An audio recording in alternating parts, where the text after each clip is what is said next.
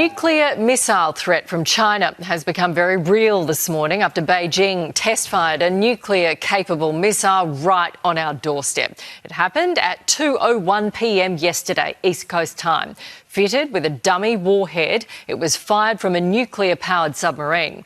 Our government was given just 2 hours' notice, and it came within hours of Australia signing a historic defence pact with Fiji. Live now to Jennifer Parker, defence analyst and former Navy warfare officer. Welcome, Jen. We only received that 2 hours' notice. Is that normal practice under international law?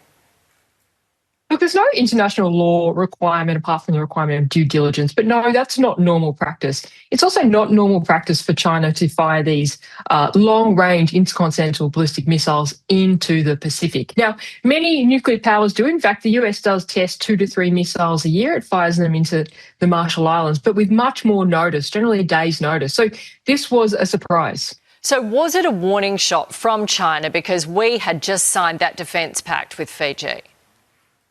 Look, I think this is clearly a demonstration of capability. There are other ways for China to test this capability rather than firing into the Pacific between Nauru and Tonga. I don't think the timing was necessarily timed to coincide with the Prime Minister's visit to Fiji. It is uncanny timing and it's clearly sending a message. But the reason I say that is to get one of these dummy missiles to sea with a dummy warhead in it takes a significant degree of planning. Submarines don't normally sail with missiles with dummy warheads in them. OK, so you're saying it was a bit of a coincidence? Look, it honestly is hard to tell unless you're sitting there in the decision-making room with the People's Liberation Army Navy. But what I'm saying is to prepare for these kind of long-range firings, which the last time China did this was in 2024. Prior to that, they actually hadn't done it since about 1980. It does take a lot of planning to get one of these capabilities to sea with a dummy warhead.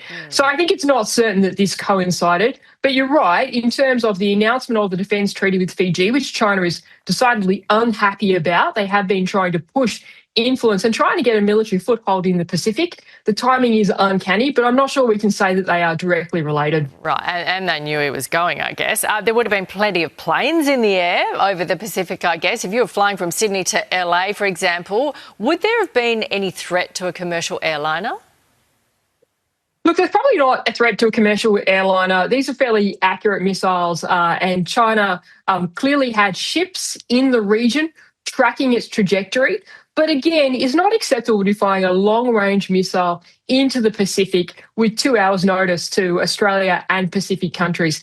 And make no mistake, this is not about testing the missile. There are other ways to test the missile. This is a demonstration of China's long-range capability and the fact that they can reach out and touch countries like Australia. And you've got to take this into account with the Chinese circumnavigation of Australia last year, of 3 warships, and the other destabilising things they're doing in the region. Yeah, are they giving us the finger? I guess that's the question. Thank you very much, Jennifer. Deputy Prime Minister Richard Marles joins us later this hour to answer questions about the Chinese missile launch. Here's Shervo.